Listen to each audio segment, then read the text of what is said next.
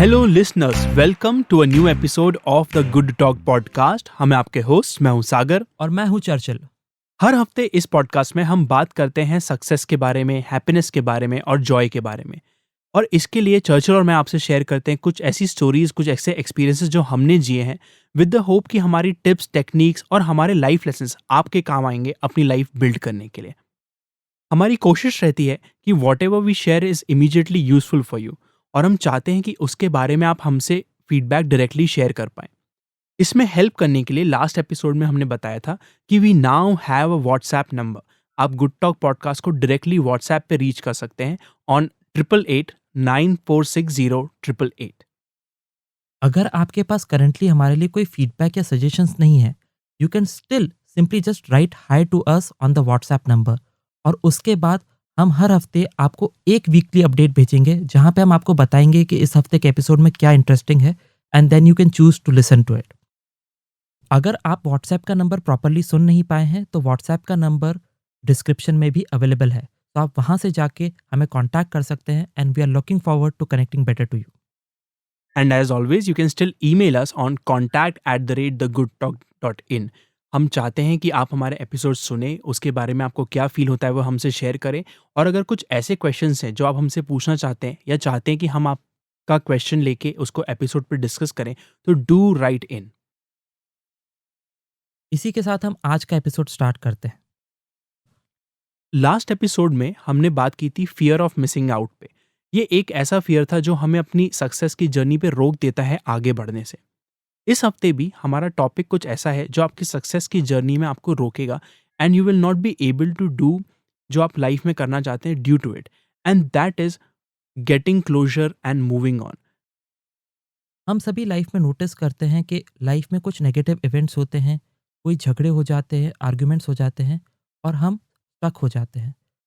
वो इवेंट्स और वो नेगेटिव टॉक हमारी लाइफ को नेगेटिवली अफेक्ट करने लगती है, सेम एरिया में भी, उस पर्सन के साथ भी और अदरवाइज भी। ये इन the form of childhood trauma भी हो सकते हैं, चाइल्डहुड बैड मेमोरीज के फॉर्म में भी हो सकते हैं, या बहुत सिंपली एक झगड़ा जो आपका आपके स्पाउस से या गर्लफ्रेंड बॉयफ्रेंड से हुआ होता है, उसी फॉर्म में होता है। जब तक हम उस नेगेटिव इवेंट को या उस नेगेटिव कन्वर्सेशन को अपनी लाइफ गाइड करने देते हैं, हम फ्रीली मूव नहीं कर पाते हैं, और एक बर्डन हमारे सर पे या कंधों पे रहता है, और वो हर जगह हमें अफेक्ट करता है, और हम ग्रो नहीं कर पाते हैं लाइफ में। इस एपिसोड में हम देखेंगे कि कैसे ये चीज़ हमें इफ़ेक्ट करती है और कैसे आप इससे बच सकते हैं। I think it is very important to understand कि ये ज़रूरी क्यों है कि आपको चीज़ों में क्लोजर मिले। जब भी हमारे साथ कोई बुरा इवेंट होता है, तो फर्स्ट फीलिंग जो हमें आती है वो होती है अ लैक ऑफ कंट्रोल। कई बार चीज़ें ऐसे हो जाती हैं जो हमारे कंट्रोल से बाहर की होती हैं, और इसलिए हमें लगता है कि अब जो हो गया है इससे हम आगे बढ़ ही नहीं पाएंगे। इसका बहुत सिंपल सा एग्जांपल किसी भी रिलेशनशिप का ख़त्म होना है। व्हेन वी आर यंग और हम किसी रिलेशनशिप में होते हैं, तो the first breakup is very difficult for anyone, क्योंकि आपको लगता है कि सब कुछ सही चल रहा था और अचानक से ये क्या हो गया। I think getting closure is important because ये एक ऐसी चीज़ है जो आपको हमेशा बॉदर करती रहती है, हमेशा आप पे वज़न डालती रहती है एक तरह से, और आपको आगे बढ़ने की स्पीड में स्लो कर देती है। तो अगर आपने जो अभी बात की उसी को मैं एक एग्जाम्पल से या स्टोरी से एक्सप्लेन करता हूँ। देयर वॉज अ प्रोफेसर जो एक क्लास को टीच कर रहे थे। तो एक दिन वो क्लास में आए और उन्होंने एक ग्लास होल्ड किया और लोगों से पूछा, जो उनके स्टूडेंट्स थे, इस ग्लास का वजन कितना है। तो किसी स्टूडेंट ने बोला कि 800 ग्राम्स, किसी ने बोला 600 ग्राम्स। तो प्रोफेसर ने पॉज लिया और बोला कि मुझे इस ग्लास का एब्सोल्यूट वजन बताओ। तो लोगों को समझ नहीं आया कि क्या पूछना चाह रहे हैं। तो उन्होंने बोला कि अगर मैं इस ग्लास को 1 घंटे तक होल्ड करूँगा तो इसका वजन कितना होगा। तो स्टूडेंट्स का रिप्लाई था कि तब थोड़ा ज़्यादा वजन लगेगा, क्योंकि आप काफ़ी देर से होल्ड करे हुए हैं। फिर प्रोफेसर ने पूछा, अगर इसी ग्लास को मैं 1 हफ्ते तक कंटिन्यूसली होल्ड करूँगा तो कितना वजन होगा। तो बच्चों ने बोला तब तो बहुत ज़्यादा वजन लगेगा और प्रॉबेबली आपका शोल्डर डैमेज होने लग जाएगा। और प्रोफेसर ने पूछा, अगर उसी ग्लास को मैं 1 महीने तक कंटिन्यूली होल्ड करूँगा। तो सबका रिप्लाई था कि 1 महीने तक इसको होल्ड करने से बहुत ही डैमेजिंग इफेक्ट्स होंगे। यही होता है जब हम किसी नेगेटिव चीज़ को अपनी लाइफ में होल्ड करके रखते हैं। वो हमें अपनी लाइफ में आगे बढ़ने से तो रोकती ही है, प्लस उसके इफेक्ट्स बहुत ही नेगेटिव होते हैं हम लोगों पे। एक टर्म जो इसके लिए यूज़ होता है Churchill, I think that is called baggage. हम सबके पास एक अलग अलग तरह के बैगेज होते हैं जिसको हम काइंड ऑफ ढो के चलते हैं लाइफ में। और अगर आप इमेजिन करने की कोशिश करो तो आप कहीं पे जा रहे हो और आपके कंधों पे आपने एक बोरी पकड़ी हुई है which has all the regrets and problems and things जो अच्छी नहीं हुई आपके साथ इनसाइड इट, और आप उनको हर जगह ढोके जाते हो। मुझे लगता है कि अगर आपको वहाँ पहुँचना है जहाँ आप लाइफ में पहुँचना चाहते हो जल्द से जल्द, तो आपको ये एक्स्ट्रा बैगेज या एक्स्ट्रा वज़न जो आपको लेके चल रहे हो, उसको नीचे रखना ही होगा। अक्सर इसको नीचे रखना इसलिए भी मुश्किल होता है क्योंकि हमें नहीं पता कि अगर हमने इसको नीचे रख दिया तो हमें नॉर्मल फ़ील होगा या नहीं। हमें लगता है we are supposed to do this and we are supposed to carry everything with us. And at the same time हम विश करते रहते हैं कि काश हमारा ये वज़न कम हो जाए। तो ये 2 बहुत ऑपोज़िट बातें हमारे दिमाग में पूरे समय चलती रहती हैं and we are not able to decide कि हम इसको रख दें या फिर हम इसको ढो के चलते रहें। आपने जो एग्ज़ाम्पल दिया उसमें ऐड करते हुए मैं बोलना चाहता हूँ कि ज़रूरी नहीं है इस बैगेज के फॉर्म में बहुत बड़े-बड़े इवेंट्स हों। हम इस बैगेज को बहुत छोटी-छोटी चीज़ों से भी भर लेते हैं। हम जिन लोगों के साथ रोज़ रहते हैं, उठते-बैठते हैं, हमारी फैमिली मेंबर्स, हमारे स्पाउसेस, हमारे फ्रेंड्स, उनसे हमारे बहुत सी बार आर्ग्यूमेंट्स हो जाते हैं। हम कुछ गलती कर देते हैं, वो कुछ गलती कर देते हैं और instead of letting it go, हम एक रिसेंटमेंट पाल लेते हैं अपने अंदर। एक नाराज़गी हमारे अंदर बिल्ड हो जाती है कि इतना सब करने के बाद भी सामने वाले ने ऐसा कर दिया और हमारा इतना करने के बाद भी सामने वाला ऐसा कर रहा है and we decide not to move on. और वो इवेंट जो एक छोटा-सा कन्वर्सेशन होता है, हमारे इतने बड़े रिलेशनशिप को ओवर पार कर लेता है और हमारे पूरे एक्सपीरियंस को खराब कर देता है। And this applies to everything I think, not just relationships, पर अगर हम बिजनेस में कुछ काम कर रहे हैं या हम किसी और एरिया में कुछ काम कर रहे हैं, तो जो भी बैगेज हम अपने साथ लेके चल रहे हैं वो हमारी जर्नी को उतना और डिफिकल्ट बना देता है। कई बार मैंने देखा है कि हम किसी चीज़ में अपना ध्यान लगाना चाहते हैं पर हमारा पूरा माइंड जो चीज़ नहीं अच्छी है हमारे साथ उस पे ही टिकी हुई रहती है। Of course we are biologically built to focus more on the negative, लेकिन नेगेटिव पे फोकस करने से दिक्कत ये हो जाती है कि जो हम पॉजिटिव करना चाहते हैं उस पे भी इसका इम्पैक्ट आता है। तो अगर आपकी रिलेशनशिप में कुछ खराब हुआ है तो वो आपके बिजनेस या आपके काम में इफेक्ट करेगी। अगर आपके काम में कुछ इम्पैक्ट आया है तो वो चीज़ आपको आपकी रिलेशनशिप्स में, आपकी हेल्थ में एंड सो ऑन अलग अलग एरियाज में अफेक्ट करती रहेगी। So I can not stress this enough, पर आपको अपने बैगेज को नीचे रखना ही होगा ताकि आप लाइफ में आगे बढ़ सकें, and that is what we are now going to talk about. तो जब हम बात करते हैं रिलेशनशिप्स की, उन लोगों से रिलेशनशिप्स की जिनसे हम बहुत करीब हैं और उनकी की भी कोई गलती या उनकी कही भी कोई बात हमें बहुत नेगेटिवली अफ़ेक्ट करती है, तो हमारे अंदर एक रिज़ेंटमेंट बिल्ड हो जाता है जैसा कि मैंने पहले कहा। और होल्डिंग दिस रिसेंटमेंट या इस नाराज़गी को होल्ड करने का सबसे बुरा कारण ये है कि it is like a poison. ये आपको पूरी तरीके से ख़त्म कर देता है। इट इज़ ऑफ़न सेड कि रिज़ेंटमेंट होल्ड करना तो ऐसा है कि आप पॉइज़न खुद पी रहे हैं और एक्सपेक्ट कर रहे हैं कि आपका एनिमी मर जाए। तो जब आप ये नाराज़गी या रिज़ेंटमेंट होल्ड करते हैं, तो ये आपको बहुत ज़्यादा इफ़ेक्ट कर रहा है। ज़रूरी नहीं है सामने वाले को इसके बारे में पता भी हो। आप एक पर्टिकुलर इंसिडेंट, हो सकता है गलती हो, मिस्टेक हो या एक आर्गुमेंट या फाइट हो, पे सारा फ़ोकस डाल देते हैं और आप क्लोज़र नहीं लेते हैं। तो जब भी कोई नेक्स्ट इवेंट होता है, भले ही वो कितना भी अच्छा हो, आप बार-बार उसी पे जाते हैं। भले ही आप वोकन या वर्बल तरीके से सामने वाले को कम्युनिकेट नहीं कर रहे हैं, पर बैक ऑफ द माइंड आपकी वही चीज़ चलती है और वही आपके एक्सपीरियंस को गाइड करती है। तो आप प्रिटेंड कर सकते हैं कि मैं बिल्कुल ठीक हूँ और मैं आपसे बात तो कर रहा हूँ, बट आप देखेंगे कि कहीं न कहीं आपके दिमाग के पीछे वही चीज़ चल रही है और आपके जवाब देने के तरीके में, आपके टोन में, आपकी बॉडी लैंग्वेज में वो रिफ्लेक्ट हो जाती है और सामने वाला देर से या पहले उसे नोटिस करता ही है और फिर वो एक फाइट का रूप वापस ले लेती है। आई थिंक कई बार हम रिजेंटमेंट या एंगर इसलिए भी रखे रहते हैं अपने अंदर क्योंकि हमें समझ में नहीं आता कि उसको हेल्दीली कैसे एक्सप्रेस करें। We want the other person to know कि हमें कोई चीज़ पसंद नहीं आई, लेकिन हमें समझ में नहीं आता कि कैसे उस चीज़ को हम उन्हें बताएं without hurting them in return. तो एक ये भी रीज़न रहता है कि we hold things inside us. और मेरे साथ तो ये बहुत होता है कि मैं बहुत टाइम तक वो चीज़ होल्ड करता हूँ और फिर एक साथ बम ब्लास्ट करता हूँ।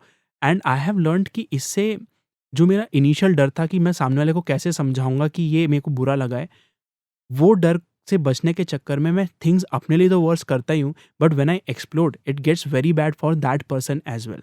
तो अगर आपके अंदर रेज़ेंटमेंट या एंगर है, तो ये समझना ज़रूरी है कि why are you holding it in? क्या आप इस डर से उसको होल्ड इन कर रहे हैं कि आप उनको बता नहीं सकते या उनको कन्फ्रंट नहीं कर सकते, या आपको सच में कोई चीज़ बहुत बुरी लगी है, कोई चीज़ आपके प्रिंसिपल्स के अगेंस्ट गई है या कुछ भी।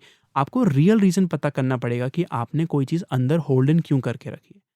जब आपको रीज़न पता पड़ जाएगा तब आप समझ पाएँगे कि अच्छा, मे बी अगर मैं इसको इस तरह से कहूँगा या किसी पॉज़िटिव टाइम पे कहूँगा या किसी अच्छे समय पे कहूँगा, तो शायद मैं इसको बेहतर तरीके से कह पाऊँगा या मैं लिख के बेहतर कह पाऊँगा। इट कुड बी एनीथिंग, पर जब आपको रीज़न समझ में आएगा तभी आप उससे आगे कैसे बढ़ें ये समझ पाएँगे। कई बार जब हम इस रिज़ेंटमेंट को होल्ड कर लेते हैं और हम स्टक फ़ील करते हैं, तो उसका प्राइमरी रीज़न ये होता है कि हम कंट्रोल करने की कोशिश कर रहे हैं कि दुनिया कैसे चले। हम चाहते हैं कि हर इंसान हमारे हिसाब से बिहेव करे, इवेंट्स हमारे तरीके से हों। पर लोग अपने हिसाब से ही बिहेव करते हैं और लाइफ अपने हिसाब से ही चलती है। आप कभी भी लाइफ को कंट्रोल नहीं कर सकते और आप लोगों के रिस्पॉन्स को भी कंट्रोल नहीं कर सकते। तो the best way is to let out. आपको ये रिजेंटमेंट ख़त्म करना पड़ेगा और उसको करने का एक बहुत आसान तरीका है कि आप लव को अप्रोच करें। अगर आप उन रिलेशनशिप्स की बात करें जहाँ पे आप बहुत क्लोज हैं, तो before you talk to the other person, make them feel loved. आप उन्हें अपने बॉडी से, अपने टच से, अपनी टोनालिटी से लव एक्सप्रेस करें। एंड जब आप उस एक स्टेट में हो जहाँ पे कम्युनिकेशन रिसीव होगा, वहाँ पे जाके आप बात करें कि आप एक्चुअली क्या फ़ील कर रहे हैं और वहाँ पे से वो कम्युनिकेशन रिसीव होगा और आप प्रोबेबली रेज़ोल्यूशन की ओर बढ़ पाएँगे। जब भी कोई 2 लोग साथ में रहते हैं, भले ही वो हस्बैंड वाइफ हो, भले ही वो फ्रेंड्स हों, भले ही वो पेरेंट्स एंड बच्चे हों, किसी भी इक्वेशन, किसी भी रिलेशनशिप में वी हैव टू रियलाइज़ कि दोनों पर्सन बहुत अलग-अलग हैं। इवन इफ दोनों पर्सन बिल्कुल एक से हैं, तब भी उनमें कुछ ना कुछ डिफरेंसेस ज़रूर होंगे। तो एक पर्सन का एक्सप्रेस करने का तरीका दूसरे पर्सन के एक्सप्रेस करने के तरीके से बहुत डिफरेंट होगा। But if the relationship is important to you और आप चाहते हो कि वो रिलेशनशिप चलती रहे, हेल्दी रहे, अच्छी रहे और वो आपको हैप्पीनेस देती रहे, तो मेक इट अ पॉइंट कि आप कोई भी चीज़ अंदर होल्ड ना करें, but at the same time उसको एक साथ एक्सप्लोर करने की भी ज़रूरत नहीं है। You can find out healthy ways to talk about things, जैसा कि चर्चिल ने एग्जाम्पल दिया कि make the person feel loved, make them feel important and then tell them आपको क्या चीज़ बुरी लगी या अच्छी लगी। इसका सबसे आसान आई थिंक तरीका ये होता है कि इमेजिन कि सामने वाला बिल्कुल बच्चा है, इन द सेंस कि वो बेवकूफ़ नहीं है, but they are like a child, they are as scared of life as you are. अगर कोई बच्चा होता और उसको आपको गलती बतानी होती, तो आप सोचिए कि चिल्ला के वो गलती बताना ज़्यादा इफ़ेक्टिव होगा या उसको प्यार से समझाना ज़्यादा इफ़ेक्टिव होगा। अगर आप किसी बच्चे को फ़ील करा सकते हैं कि it is okay to make a mistake and at the same time आपको क्या पसंद नहीं आया, तो उस बच्चे पे उसका सही पॉज़िटिव इम्पैक्ट होना ज़्यादा पॉसिबल है रादर दैन उस पे चिल्लाने के। तो यही strategy you can apply everywhere, whether it's your colleague, whether it's your boss, a close friend, a spouse, anyone. अगर आप प्यार से बात करेंगे, तो लोग आपकी बात सुनेंगे and it will improve your relationship as well and remove anger from inside you. Also यहाँ पे पॉइंट कम्युनिकेशन का नहीं है। अनलेस आप अपनी बात इफेक्टिवली कम्युनिकेट करेंगे और वो रिसीव नहीं होगी, तब तक क्लोजर नहीं आएगा। तो यहाँ पे आपका पर्पस सिर्फ अपनी बात कह देना नहीं है। तो अगर आप चिल्ला के कोई चीज़ बोल रहे हैं, तो आप सिर्फ एक तरफ़ा कम्युनिकेशन कर रहे हैं जो रिसीव नहीं हो रहा है और आपको क्लोजर नहीं मिलेगा, क्योंकि आपने चिल्ला दिया, सामने वाले ने उसे सुना अनसुना कर दिया और and you are still holding the same feelings जो आप चिल्लाने से पहले होल्ड करते थे। तो इससे तो बेटर है कि चिल्लाया ना ही जाए। अगर आप क्लोज़र की तरीके से इसको देखना चाहते हैं, तो you have to communicate in a manner जहाँ पे सामने वाला उसे रिसीव करे, और वो तभी होगा जब आप एक राइट एनवायरनमेंट क्रिएट करेंगे उस बात को रिसीव होने का। And then when you talk, things will resolve themselves और प्रोबेबली आपको एक क्लोज़र मिलेगा और वहाँ से आप लाइफ़ में आगे बढ़ सकते हैं। इसमें मैं एक और चीज़ ऐड करता हूँ कि ऐसा भी हो सकता है कि जब आप किसी से प्यार से कोई बात कहेंगे तो वो शायद एक बार में सुनेगा नहीं। जैसे लोग चिल्लाना इग्नोर करते हैं, वैसे ही लोग प्यार की बातें भी इग्नोर कर देते हैं। But as you go along doing this over time, तो लोगों को आदत पड़ जाएगी कि आप किस तरह से बात रखते हैं। एंड जब ये चीज़ हो जाएगी तो they will notice when something wrong happens and you behave in a certain way कि अच्छा मैंने कुछ किया होगा तो वो गलत होगा। पर सामने वाले को उतना समय आपको देना पड़ेगा टू लर्न कि आप किस तरह से अपनी बातें एक्सप्रेस करते हैं। और बहुत सी बार डिस्पाइट योर बेस्ट एफर्ट्स वो बातें रिसीव नहीं की जाएँगी। Then you can get closure in the form कि आपको पता है आपने अपनी तरीके से या अपनी तरफ से हर वो पॉसिबल कोशिश की थी जिससे वो चीज़ें रिज़ॉल्व की जा सकती थी। बट अब क्योंकि नहीं हुई है, you can approach closure and move ahead in life. Life में छोटे-छोटे आर्ग्यूमेंट्स और डिसएग्रीमेंट्स तो होते ही रहते हैं, पर इसके साथ-साथ कई बार मेजर इवेंट्स हो जाते हैं, जिनसे आगे बढ़ पाना बहुत मुश्किल होता है। जैसे कि कोई ब्रेकअप हो सकता है या आपके पास्ट एम्प्लॉयर से कोई प्रॉब्लम हो सकती है एंड सो ऑन। और इनसे मूव ऑन करना कंपैरेटिवली डिफ़िकल्ट होता है, क्योंकि ये इतना बड़ा चेंज होता है आपकी लाइफ में कि लाइफ उसके बिना या उस चेंज के बाद इमेजिन करना मुश्किल हो जाता है। और आप नोटिस करेंगे कि उस इवेंट के होने के सालों बाद भी वही एक पर्टिकुलर इवेंट आपकी लाइफ़ को गाइड कर रहा है। तो बहुत सी बार आप एक ऐसे जॉब में रहते हैं जहाँ पे आपका एम्प्लॉयर आपसे बहुत मिसबिहेव करता है। अब आपने वो जॉब चेंज कर ली है, बट स्टिल क्योंकि आपको क्लोज़र नहीं मिला था, आपके इस एम्प्लॉयर से डील करने के तरीके में भी वही रिफ्लेक्ट करता है जो पास्ट एम्प्लॉयर के साथ था। आपको आज भी वो चीज़ें हॉन्ट करती हैं और आपको आज भी वो चीज़ें लाइफ़ में नेगेटिव फीलिंग्स देती हैं। एंड अगर ऐसा कुछ आपके साथ किसी भी एरिया में हो रहा है, तो then that is a clear sign कि आपको कॉन्शियसली बैठ के क्लोज़र ढूँढने की कोशिश करनी चाहिए। ये चीज़ तो मैंने खुद भी एक्सपीरियंस किया है, क्योंकि मेरे कुछ ऐसे क्लाइंट्स थे, कुछ ऐसे एम्प्लॉयर्स थे जिनका काम तो मैं करके देता था और मुझे पे भी करते थे, बट वो मुझे एज़ एन एम्प्लॉयी बहुत एप्रिशिएट नहीं करते थे। उनकी लैंग्वेज में, उनके तौर तरीकों में मुझे समझ में आता था कि they don't really care for me. और उस समय इट वाज़ ओके, क्योंकि मेरा काम नया था and I just wanted to get whatever work I could. पर एक समय ऐसा भी आया जब इट गॉट टाइम कि मैं उनसे आगे बढ़ूँ और नए क्लाइंट्स की तरफ जाऊँ, और नए क्लाइंट्स में मेरा बिहेवियर अभी भी वैसी था जैसा मैं पहले बिहेव किया करता था। तो बेसिकली क्योंकि आपका पास्ट एम्प्लॉयर बहुत अच्छा नहीं था, जब आप न्यू जॉब पे या न्यू क्लाइंट्स की ओर मूव किए, तो आप वो सेम बिहेवियर पैटर्न्स लेके आए जो आप पास्ट एम्प्लॉयर के साथ करते थे, क्योंकि वो आपकी चीज़ों को एप्रिशिएट नहीं करता था। और this might have affected you in different ways, क्योंकि अब आप वैसा रिलेशनशिप एस्टैब्लिश नहीं कर पाए और आप ग्रोथ नहीं ले पाए, जो कि आपको मिल सकती थी। दैट्स राइट, क्योंकि नए क्लाइंट्स के साथ भी मैंने कभी ये ऑब्जर्व ही नहीं किया कि दे विल एक्चुअली एप्रिशिएट मैं जो बोल रहा हूँ। तो मैंने कभी अपना फीडबैक नहीं दिया, मैंने सजेशंस नहीं दिए, क्योंकि मुझे पता था कि जब मैंने ये चीज़ पुराने एम्प्लॉयर के साथ ट्राई की थी, तो उससे कुछ हुआ नहीं था। मुझे बहुत समय लगा ये समझने में कि ये जो क्लाइंट्स हैं they are different, this is a new relationship, और इसको मैं जैसे चाहूँ वैसे बिल्ड कर सकता हूँ and I can find out कि इसमें मेरे लिए कुछ अच्छा है या नहीं, क्योंकि I was no longer dependent on them. तो नए क्लाइंट के साथ मैंने ये करना शुरू किया that I started to suggest things, started to speak up जहाँ पे मेरे को बोलना चाहिए या जहाँ पहले मैं नहीं बोलता वहाँ पे। एंड क्योंकि मैं पुराने एम्प्लॉयर वो एक्सपीरियंस को लेट गो कर पाया था, उससे मूव ऑन कर पाया था, इसलिए मैं अपने नए क्लाइंट्स, नए एम्प्लॉयज़ के साथ अपनी रिलेशनशिप बेटर कर पाया। ये सेम चीज़ रिलेशनशिप्स में भी दिखती है। जब आप एक बहुत ही ट्रबल्ड ब्रेकअप से निकलते हैं, तो are not able to actually trust the next partner you meet. आप उनको वो रिस्पेक्ट और वो लव दे नहीं पाते हैं ओपन आर्म्स के साथ जो आपको देना चाहिए, और वो आपके रिलेशनशिप को अफेक्ट करती है। आप प्रोबेबली एक नए रिलेशनशिप में तो हैं, बट क्योंकि वहाँ पे आप सेम जस्टिस नहीं कर रहे हैं, सामने वाला पर्सन वो फील करता है and they constantly complain about it. और उनकी कंप्लेंट्स आपको बिल्कुल बेबुनियाद लगती हैं, क्योंकि आपको लगता है कि मैं सब चीज़ें तो कर रहा हूँ, but they could probably sense it in your vibe कि आप वो उनको ओपननेस दे नहीं रहे हैं जो वो एक्सपेक्ट करते हैं। ये तो आई थिंक सभी के साथ होता है कि we keep behaving the same way in a new relationship, जैसा कि हम पिछले रिलेशनशिप में बिहेव करते थे। तो हम वही डर, वही प्रॉब्लम्स अपने साथ लेके आते हैं नए रिलेशनशिप में, और पुराना तो जैसा था वैसा था ही, हम नए वाले को भी खराब करते जाते हैं। तो हम इस पे बात करते हैं कि इससे कैसे मूव ऑन करें, कैसे यू कैन लेट गो आपके प्रीवियस एक्सपीरियंसेस, ताकि आपका करेंट रिलेशनशिप बिल्कुल अच्छा हो पाए। आई थिंक किसी भी फॉर्म ऑफ क्लोजर में, भले ही वो एक लव रिलेशनशिप हो, एम्प्लॉयर से रिलेशनशिप हो, या आपका कोई पास्ट इवेंट हो जो आपको अभी तक हॉन्ट करता है, उसका एक ही तरीका है कि आप एक्नॉलेज करें, एक्सेप्ट करें और फॉरगिव करें। और यहाँ पे एक्नॉलेज और एक्सेप्ट करना तो बड़ा आसान होता है, क्योंकि आप देखेंगे कि हाँ, ये मेरे साथ हुआ था और मैं एक्सेप्ट करता हूँ कि हाँ, इसके बाद भी मेरी लाइफ चल रही है। बट ये फॉरगिवनेस वाला पार्ट बड़ा डिफिकल्ट होता है। तो लेट्स टॉक अबाउट फॉरगिवनेस, कि जब आप कुछ ऐसा एक चीज़ देखते हैं अपनी लाइफ में आपके साथ जो बुरी हुई है और वो अभी तक आपकी लाइफ को होल्ड करे हुए है, तो आप कैसे वहाँ पे फॉरगिवनेस ला सकते हैं? इसमें एक जगह तो मुझे लगता है कि वो पॉइज़न वाली बात जो आपने कही थी वो बहुत ट्रू रहती है, कि हमें लगता है कि अगर हम किसी से गुस्सा रहेंगे तो सामने वाले पे उसका कुछ इम्पैक्ट आएगा, या किसी ना किसी दिन तो हम उनसे बदला चुकाएँगे। इवन दो वो हमारी लाइफ़ से बाहर जा चुके हैं और हम कभी भी शायद उनसे कॉन्टैक्ट नहीं करने वाले, भले ही वो एम्प्लॉयर है या कोई रिलेशनशिप है या कुछ भी। लेकिन हम अपने माइंड में लेके चलते हैं कि ये चीज़ हमें भूलनी नहीं है, इसका बदला हम कभी ना कभी चुकाएँगे या समथिंग सिमिलर। और मुझे लगता है this is a very negative way of thinking about this, क्योंकि अगर आप नहीं छोड़ेंगे तो आप कभी आगे नहीं बढ़ पाएंगे। यू नेवर नो कि पिछले पर्सन से आपका कोई इंटरेक्शन फ्यूचर में होगा या नहीं होगा, लेकिन इट इज़ अ गारंटी कि अगर आप ये चीज़ अपने माइंड में होल्ड करके चलेंगे तो आपकी लाइफ का एक्सपीरियंस बहुत ही बुरा होगा, बाय कंपैरिजन उनको तो कोई फ़र्क पड़ेगा ही नहीं। ऑल्सो मुझे लगता है कि कभी भी ह्यूमन से परफेक्शन की उम्मीद करना is a recipe for disaster.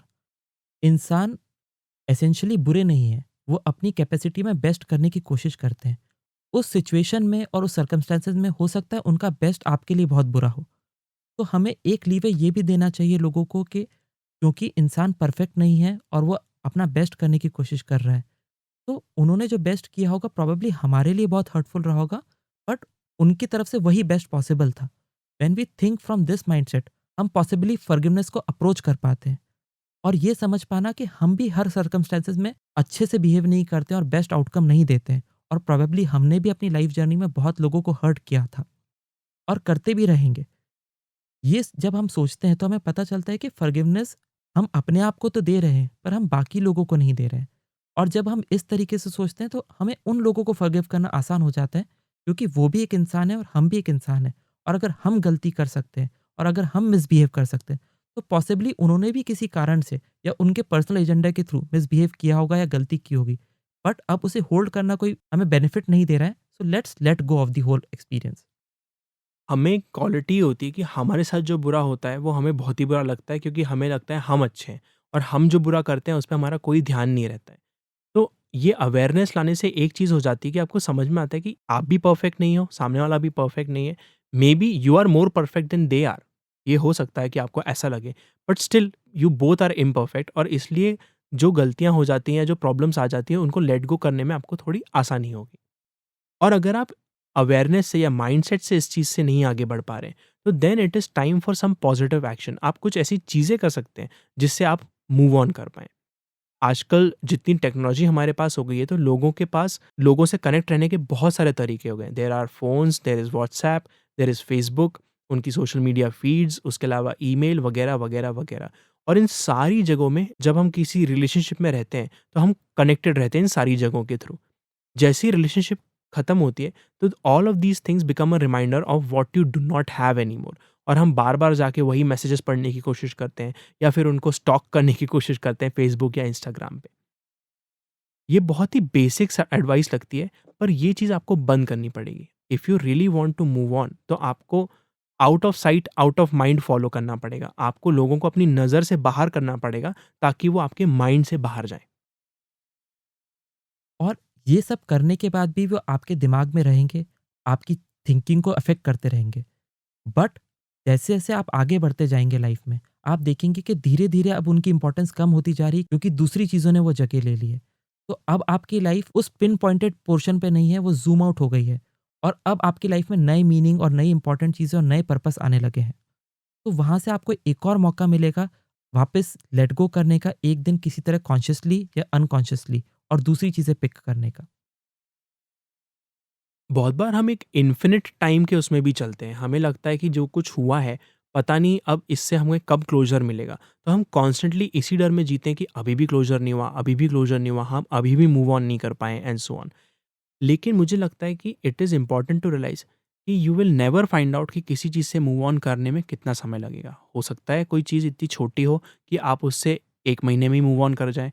कोई चीज़ इतनी बड़ी हो सकती है कि उससे मूव ऑन करने में आपको 5 साल निकल जाएँ। तो आपके पास कोई गारंटी नहीं है कि बड़ी-छोटी चीज़ से बाहर निकलने में कितना वक़्त लगता है। और इस नॉलेज के साथ आप एक चीज़ कर सकते हैं, and that is to give yourself time to move on. आपको नहीं पता कि आप मूव ऑन कैसे करेंगे। योर माइंड नोज़ समहाउ कि वो मूव ऑन कर जाएगा।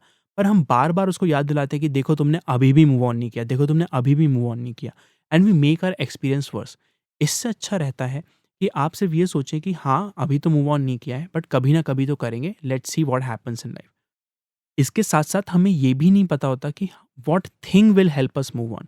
मुझे याद है कि मेरी बहुत पुरानी रिलेशनशिप थी, जिससे मुझे मूव ऑन करने में बहुत वक़्त लगा, एंड आई डिडन्ट नो कि मैं कैसे मूव ऑन करूँ, क्योंकि मैं लाइफ़ में तो आगे बढ़ गया था, बस मैं उस मेमोरी से आगे नहीं बढ़ पा रहा था। एंड वन डे रैंडमली किसी मूवी में किसी कैरेक्टर ने एक डायलॉग बोला, and suddenly within 1 second I was outside of that memory altogether, and I had moved on. ये मुझे feeling I.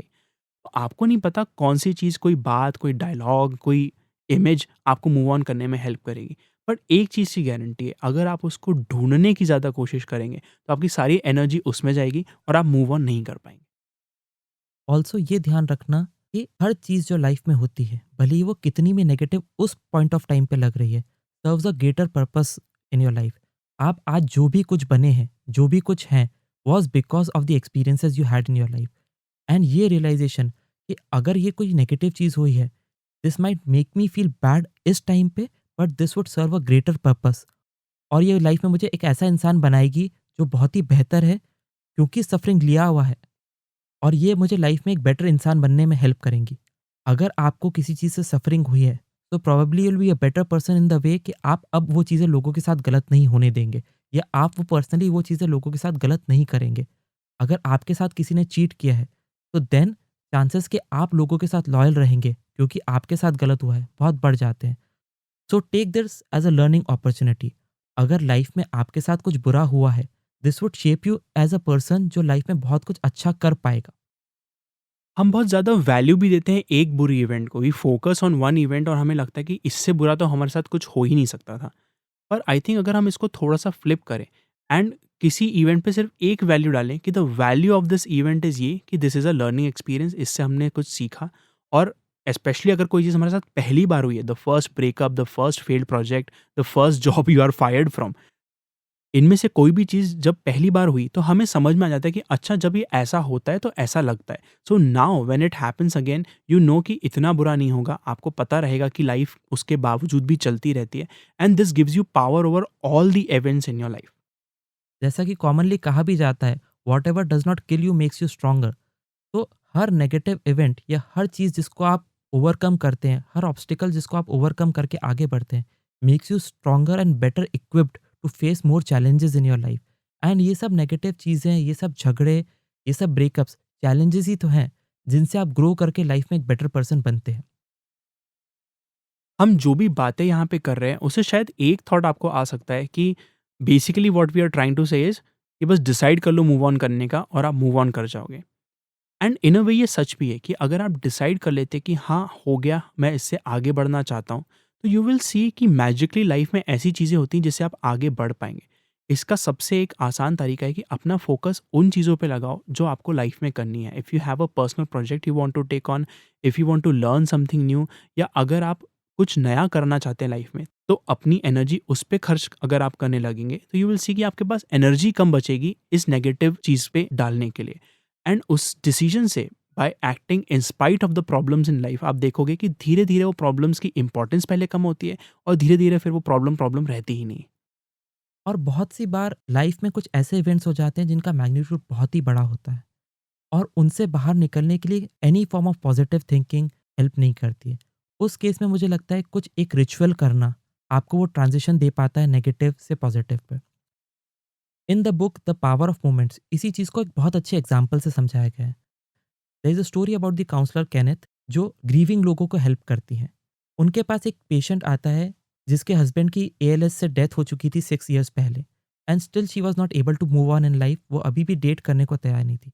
After a lot of counselling he said कि I am ready to date, but मैं हाथ से अपनी wedding ring नहीं निकालूंगी। जब Kenneth ने उनसे और क्वेश्चंस किए तो शी अंडरस्टूड कि वो एक बहुत ही डिवोट कैथोलिक हैं और उनके लिए मैरिज बहुत ही होली इंस्टीट्यूशन होता है। उनके मन में marriage is a life time affair, और अगर आपने एक बार किसी से शादी कर ली है तो आप उनसे लाइफ टाइम के लिए कनेक्टेड हैं। और वो अपने एक्सपीरियंसेस उनको बताती हैं कि जब उनकी शादी थी और जब उनके हस्बैंड एएलएस से सफ़र कर रहे थे and he was almost dying, वो बहुत ही ट्रबल्ड पीरियड था उनकी लाइफ में, बट स्टिल वो रोज़ रात को मिलते थे, अपनी रिंग्स टच करते थे, and they used to reiterate their marriage vows कि हम एक दूसरे का साथ देंगे पूरी ज़िंदगी। और उन्होंने ये किया भी। उन्होंने अपने हस्बैंड के साथ बहुत स्ट्रगल भी किया, और जब उनकी डेथ हो गई she was not still able to let go. वो लाइफ में आगे नहीं बढ़ पा रही थी। जब केनेथ ने उनकी पूरी स्टोरी सुनी तो शी अंडरस्टूड कि इतनी आसानी से मूव ऑन करना इनके लिए पॉसिबल नहीं है, and to get her closer उनको कुछ ना कुछ बड़ा करना पड़ेगा। तो उन्होंने एक ट्रांजिशन रिचुअल की कोशिश करी उनके साथ। तो व्हाट शी डिड इज़ कि नेक्स्ट संडे जो था, आफ्टर द चर्च जहाँ पे मास होता है, उसके बाद उन्होंने एक सेरेमनी अरेंज करवाई। वहाँ पे उन्होंने प्रीस्ट को बुलवाया, उस लेडी के सभी क्लोज़ रिलेटिव्स को बुलाया गया, उसके फ्रेंड्स को बुलाया गया, एंड वहाँ पे एक सेरेमनी अरेंज की गई। वहाँ पे उनसे सारे मैरिज वाउज़ पास्ट टेंस में बुलाए गए। तो द वाउज़ गोज़ लाइक कि तो क्या आपने अपने पति का साथ पूरी ज़िंदगी दिया? And she replied yes. क्या आपने उनका साथ हर खुशी और हर बुरे मोमेंट्स पे दिया? And she replied yes. इसी तरह सारे मैरिज के वाउज़ पास्ट टेंस में रिट्रेट किए गए, and at the end priest ने उनसे बोला, अब आप अपनी रिंग मुझे दे सकते हैं। एंड शी सेड कि उस मोमेंट पे उनकी रिंग उनके हाथ से बहुत आसानी से निकल गई। जो वो 6 साल से कोशिश कर रही थी, वो नहीं हो पाया। Because of this ritual she was able to move on in her life, और उनको एक क्लोज़र मिला। क्योंकि वो रिचुअल पब्लिक के सामने हुआ था, everyone knew she is ready to move on in life, और उनकी लाइफ अब से चेंज होने वाली है। That was a great story Churchill. इससे आई थिंक पता चलता है कि कोई चीज़ आपके लिए अगर बहुत इंपॉर्टेंट होती है, तो उससे मूव ऑन करने में भी आपको उतने ही एफर्ट लगेंगे जितना उसके अंदर जाने में आपको लगे थे। एक दूसरी चीज़ भी इस स्टोरी से मुझे समझ में आई कि अगर आप सच में स्ट्रगल कर रहे हैं from moving on from anything, हो सकता है वो शादी जितनी बड़ी चीज़ नहीं हो सकता है वो बहुत ही माइनर स्मॉल चीज़ हो, पर वो आपको कॉन्स्टेंटली बॉदर कर रही है। तो कोई ज़रूरी नहीं है कि आप इसको आप अकेले सफ़र करें। कोई ज़रूरी नहीं है कि आप खुद ही कोशिश करते रहें पॉजिटिव थिंक करने की और इनकैंटेशंस करने की वगैरह वगैरह। आप हेल्प मांग सकते हैं, you can ask for help. Probably one of the best things you can do for your self is कि जिस भी चीज़ में आपको प्रॉब्लम है उसमें आप लोगों से हेल्प मांगो। आप अपने फ्रेंड से मांग सकते हैं, फैमिली से मांग सकते हैं, या अगर आपको कुछ समझ में नहीं आता है तो you can ask for professional help. क्योंकि जैसे जैसे हम बड़े होते हैं हमें एक आइडिया घर कर जाता है कि now we are adult and now we know everything and now we are suppose to handle everything alone. पर इस अलोननेस में हम स्ट्रगल करते रहते हैं, हमारी पूरी लाइफ निकल जाती है और हम अपने ट्रू पोटेंशियल पे पहुंच ही नहीं पाते हैं, जस्ट बिकॉज हमने सही समय पे लोगों से हेल्प नहीं मांगी।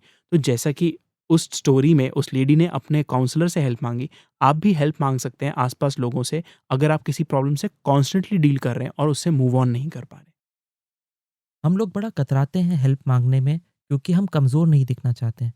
बट ये समझना कि आप कमज़ोर दिख नहीं रहे हैं, but people can perceive that you are weak and there is no shame in asking for help. हम लोगों ने एक एपिसोड भी किया था द पावर ऑफ आस्किंग पे। अगर आपको अभी भी इस चीज़ में थोड़ा डाउट हो कि मैं किस तरह से लोगों से हेल्प माँगूँ, probably listening to that episode would give you the power कि आप लोगों से जाके हेल्प माँग सकते हैं and people are more than willing to help you out.